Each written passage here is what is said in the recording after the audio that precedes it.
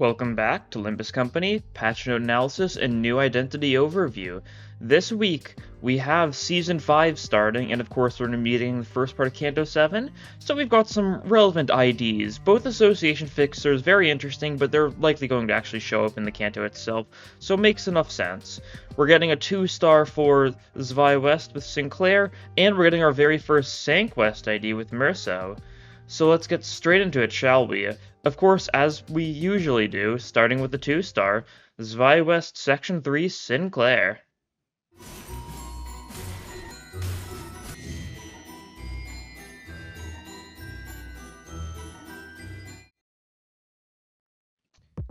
Zwei West Sinclair is pretty much just like an Ishmael light, you know?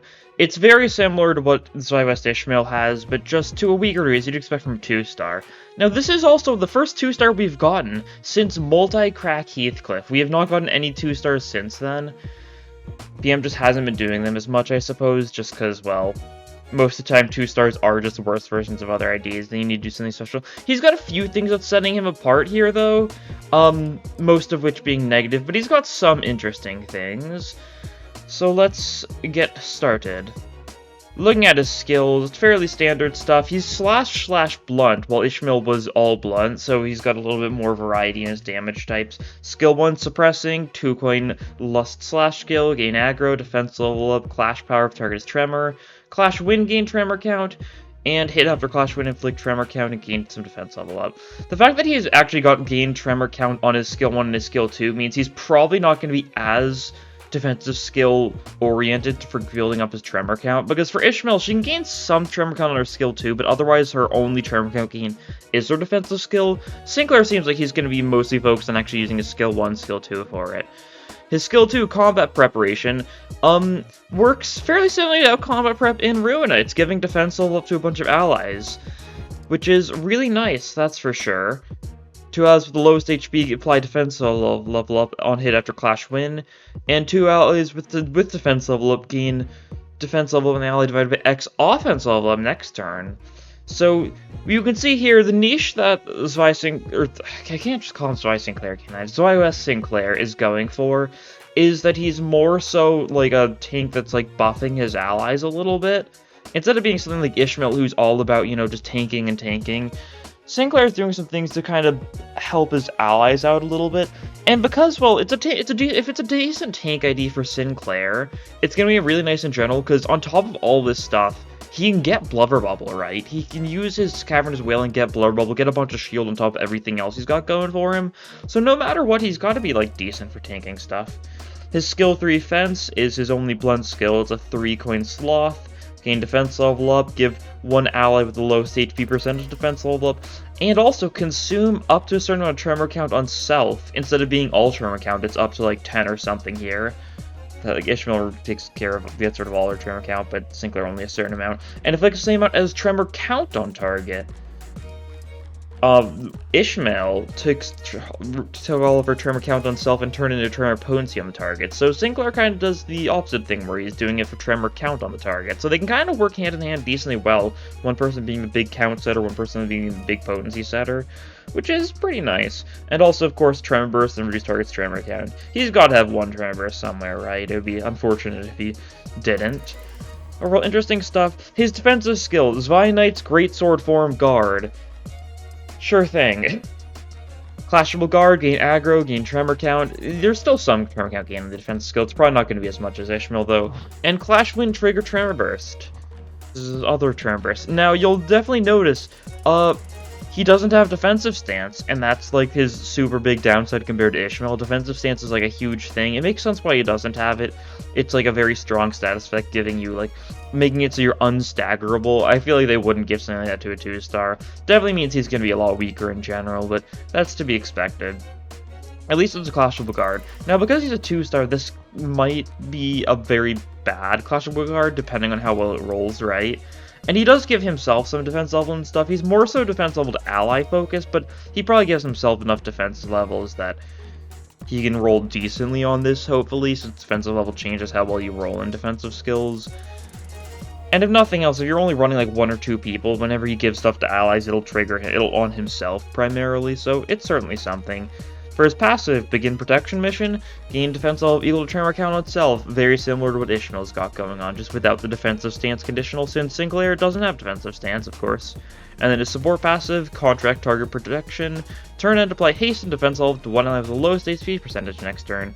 Seems like a decent support passive in general. Not sure if it's going to be better than Zwei South Sinclair's support passive for like tanking and stuff, since his just is a straight up 10% damage reduction. This one here is, I mean, it's defensive level, it's haste. It can be super nice to have. It's a bit more general, and also maybe it'll be probably like sloth owned or something. So fairly simple to get for a lot of tanks. We'll see, right? Overall, it's nice to getting another 2-star. He's gonna be better than most of Sinclair's other 2-stars simply because the competition it's a low bar, right? Like, Red Sheet Sinclair is definitely his best 2-star, and even then he's super gimmicky. Mariachi, Zwei South, and Molar Boatworks are all just really bad clashers. 2 of those being Tremor units already, so it's his 3rd Tremor 2-star here. I think he'll be decent. He's not going to really belong on Tremor teams, just in general. He can be nice as like a little bit of a defense level up giver to your allies and that sort of thing, so that's nice if nothing else. Not sure how good he's going to be in general. I guess the numbers are going to matter a lot, but he should be like at least like a decent 2-star if you've got nothing better, right? Which I think is the niche a lot of 2-stars just go for. Moving on, of course, though, we've got to take a look at the 3-star, that of course being Cinq Meursault.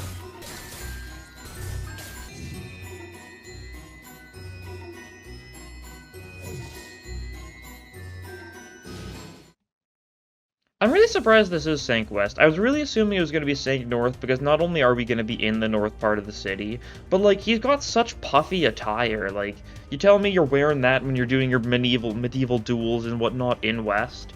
Kind of surprises me, but I'm sure there's a reason for it. But yeah, this guy is a Poise Rupture unit. First Poise Rupture, like, specific unit we've ever gotten. We have a unit who's, you know, Poise Tremor Rupture with LCCB Ryoshu, but she's not very good for it.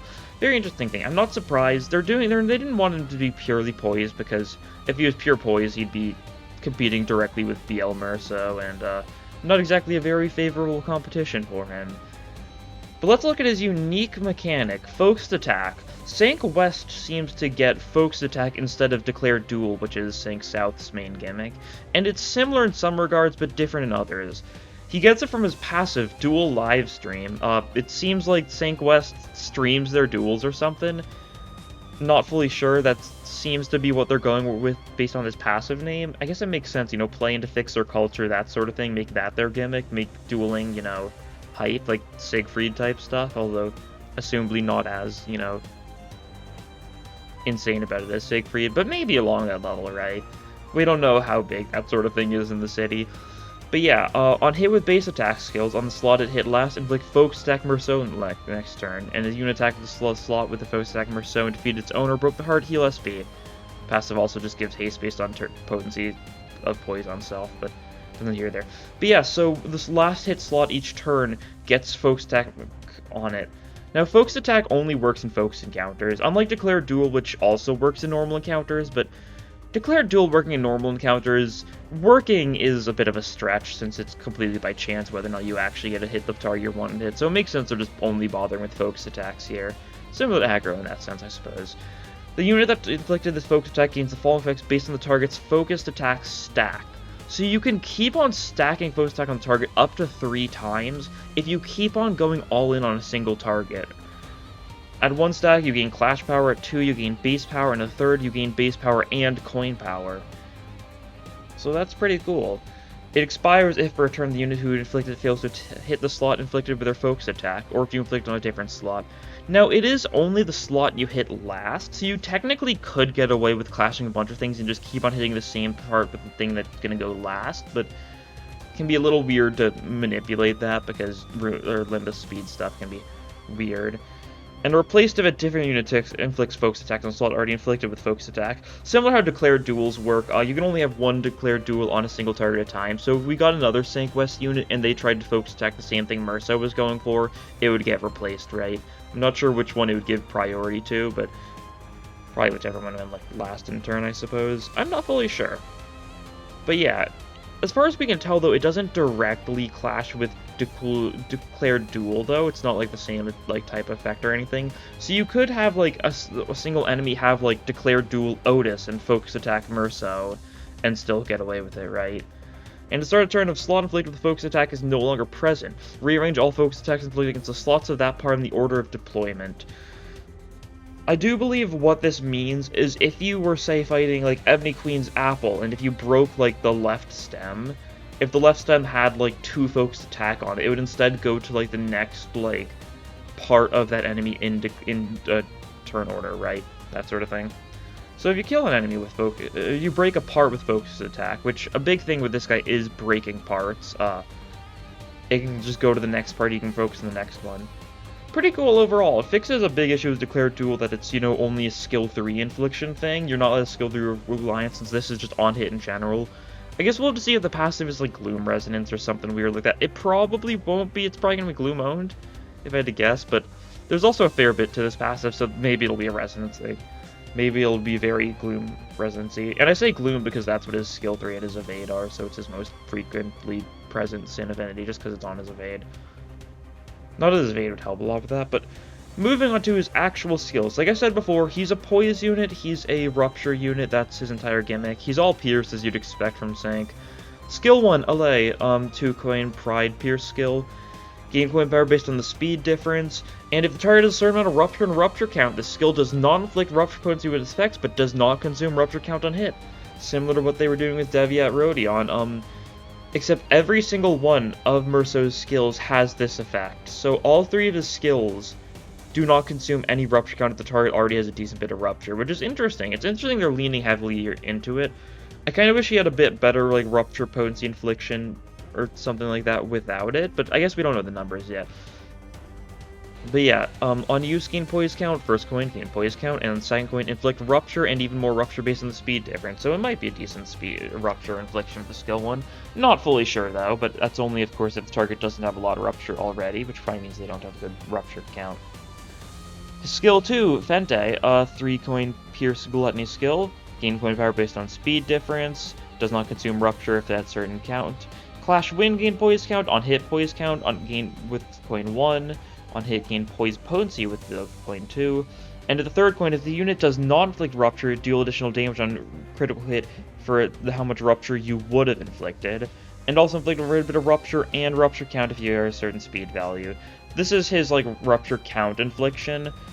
Might be decent. It's based on having high speed, so it might be like a decent rupture count. It's a 3 coin that inflicts rupture count on its third coin, so I can't imagine it's very good. It might be a good rupture like setter though, right? Like maybe it'll inflict like 3 rupture count or something. It'll be the kind of thing where chances are the enemy won't have any rupture, but if he's going to be really fast, if he's going to be a really fast rupture unit that doesn't have good rupture count setting, it's going to be very weird. They kind of did that with Deviat Rodion, right?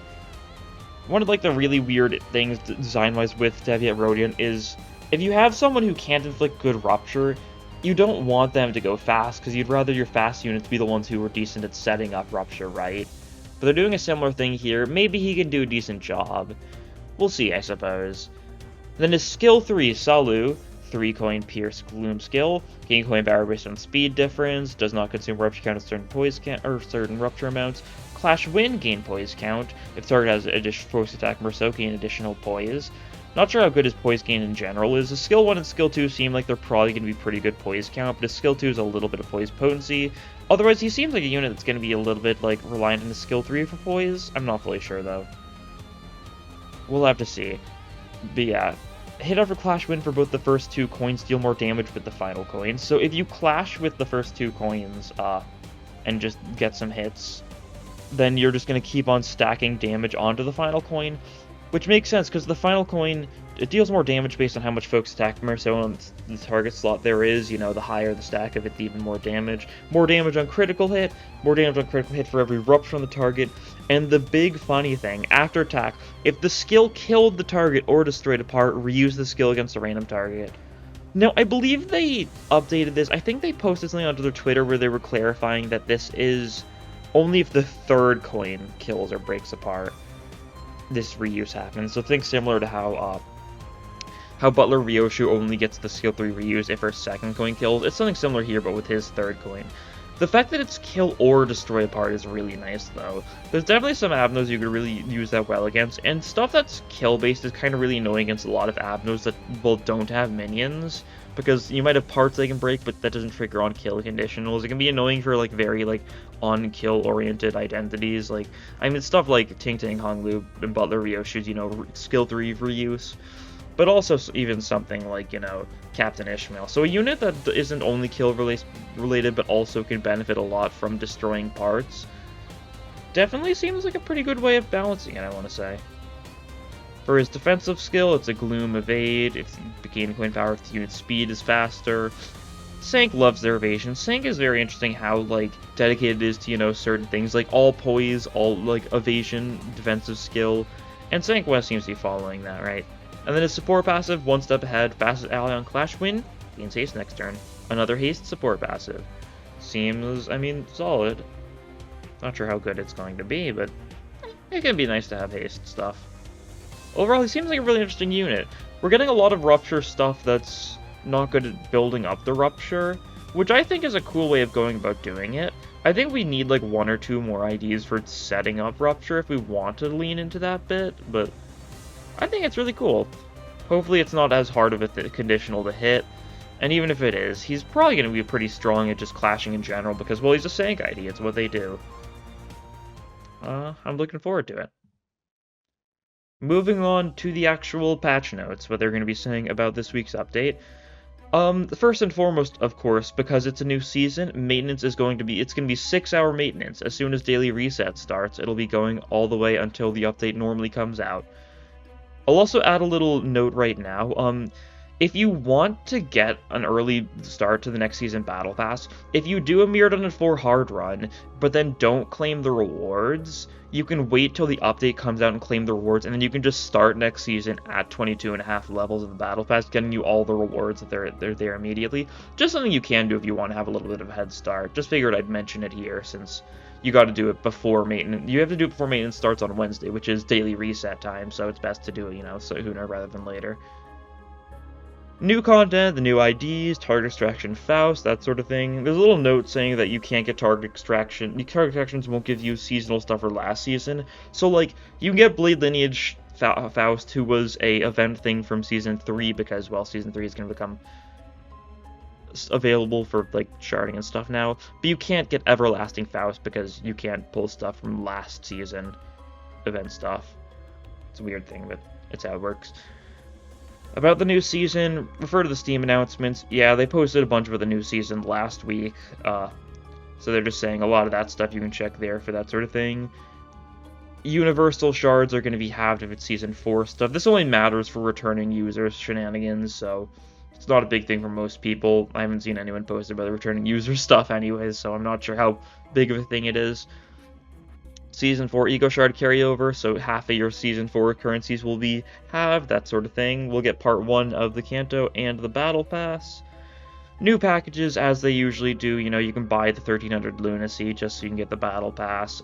There's training pack stuff, that sort of thing. All those weird things, right?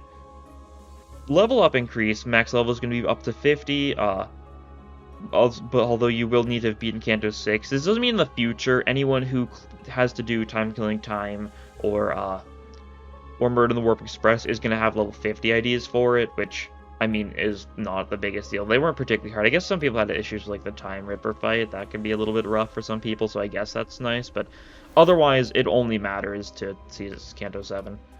And also, XP Luxation rewards are going to be boosted, so you're just going to be able to get more XP from Luxcavations, which is also very good change. Now, Season 4 stuff is not going to be extractable for the event stuff, and not going to be dispensable for the actual seasonal stuff. But Season 3 stuff will be not dispensable now, so that's pretty cool. You can get your Blade Lineage Meursaults and stuff if you manage to miss those, and you can shard Captain Ishmael and stuff if you want her, right? Major changes. Add an indicator for the number of waves in encounters. So what this is saying is now you can press the button in the top left and it'll switch it from telling you how many waves there are to how many enemies there are, which is really nice for chain battles, right? So in case you didn't know, last week they made a change to chain battles where you now see a little visual effect whenever an enemy is added to the enemy side. They'll kind of show them running on and give it a little bit of focus, which is a really good change. And now this way you can actually see how many enemies there are in chain battles. Another really good change. It's kind of fixed my big two issues with chain battles, just being a lot of it was hard to fully understand what was going on at first, especially. This seems pretty cool. A lot of bug fixes, improvements to a lot of various things as it be, nothing super major, but a lot of things that are just nice to see. And of course, 300 lunacy.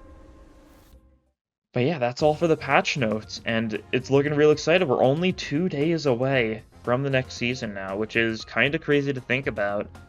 It's going to be a lot of fun, I'm sure. And I don't know what else to say. I'm just really excited. But anyways, that'll be all for this time. Thank you all for watching, and I'll see you guys next time. Bye.